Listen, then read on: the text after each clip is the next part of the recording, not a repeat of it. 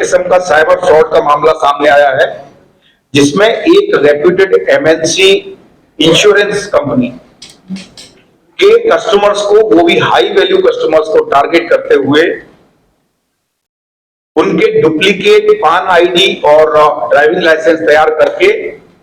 उनके नाम पर दूसरे बैंक्स में अकाउंट ओपन करके और उसके बाद उनके यूजर क्रेडेंशियल से छेड़छाड़ करके, कस्टमर प्रोफाइल से छेड़छाड़ करके उसमें अपना आईडी डालने के बाद उस ईमेल के जरिए, जिसका कि कंट्रोल एक्यूज के पास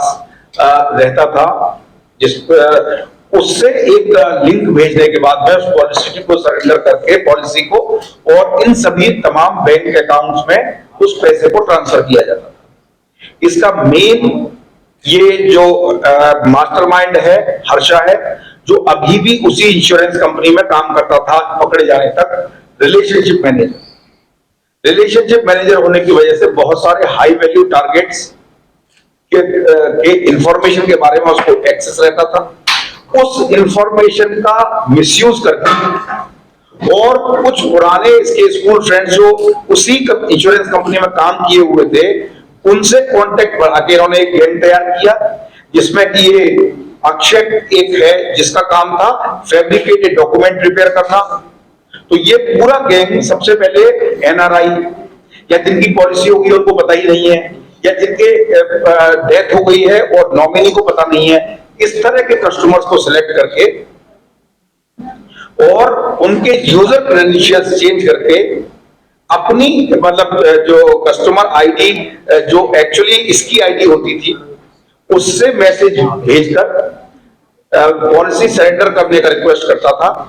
वो रिक्वेस्ट पे एक्ट करते हुए वो ये कंपनी उन सभी दीगर ब्रांचेस को, बैंक ब्रांचेस को वो अमाउंट ट्रांसफर कर देते। इसमें एक किशोर साहब जो एनआरआई हैं, जब वो 2 महीने के लिए हिंदुस्तान आए, तो जब वो बैंक में गए, उस पॉलिसी के दफ्तर में गए, तो उन्हें जान के बड़ा ताज्जुब और हैरानी हुआ, वो शॉक हो गए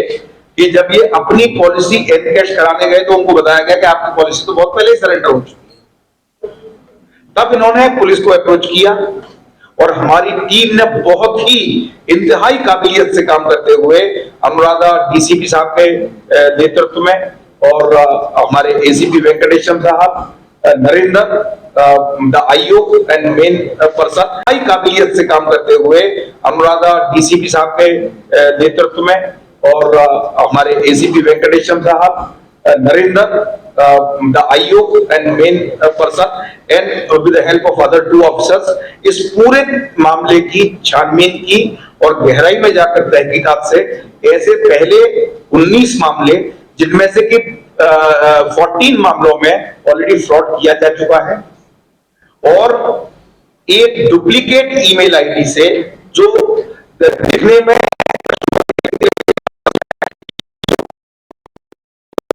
ये पॉलिसी को सरेंडर करके फिर साथ ही में उतना ही काफी नहीं था, क्योंकि कोई भी पॉलिसी सरेंडर करने के बाद में पैसा कोई कैश नहीं देता है, तो उसी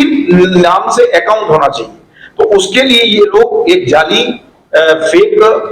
इनका सहारा लेते थे। जैसे ये 2 आप देखेंगे बिल्कुल सेम नाम से है, लेकिन फोटो दोनों पे डिफरेंट है। तो वो ये क्या करते थे कि उसको फैब्रिकेट करके उस बैंक में जाके कि मैं फला फला हूं, उस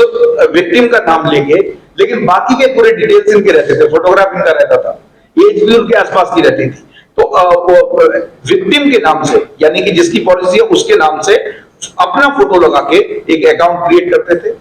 और उस अकाउंट में इंश्योरेंस कंपनी को इंस्ट्रक्शन देके पूरा पैसा ट्रांसफर कर देते। पैसा ट्रांसफर आने के बाद वो निकाल के ले जाया जाता था और उसको क्राइम के लिए यूज किया। और आज हमने इसके तहत काफी रिकवरी भी की गई है। इस मामले में तहकीकात जारी है। मेरा सभी जो पब्लिक से आग्रह है और मेरा अनुरोध है, मेरी प्रार्थना है कि अपने जो कस्टमर प्रोफाइल है उसको बहुत ही अहमियत दें, गंभीरता से। आपका ID time to time, email ID time to time update होना चाहिए, आपका फोन नंबर अपडेट होना चाहिए। अगर बैंक से कोई मैसेज नहीं आ रहा है या बीच बीच में आपको चेक करनी चाहिए, अपने उससे, और पॉलिसी मैच्योरिटी के टाइम पे आपको खुद हाजिर होके जाने का करना चाहिए। बीच में अगर आपको ऐसा लग रहा है कि कोई सिलसिला टूट गया है या कोई आपके पास मैसेजेस नहीं आ रहे हैं, तो चेक कीजिए किसी ने आपका आइडेंटिटी थेफ्ट तो नहीं कर दिया। इस तरह की चीज को पर्सनल आइडेंटिटी थेफ्ट बोलते हैं। तो ये लोग आइडेंटिटी थेफ्ट करके इस किस्म के क्राइम को अंजाम देते थे, और ये मेरा ख्याल पहली बार इस तरह का कोई केस सामने आया है, और इसमें हम और भी तहकीकात करके चाहेंगे। इस मामले से मुताल्लिक जो हमको ठीक लग रहा है, उचित लग रहा है, वो मशवरे भी बैंक्स को और इंश्योरेंस सेक्टर कंपनी को दिए जाए।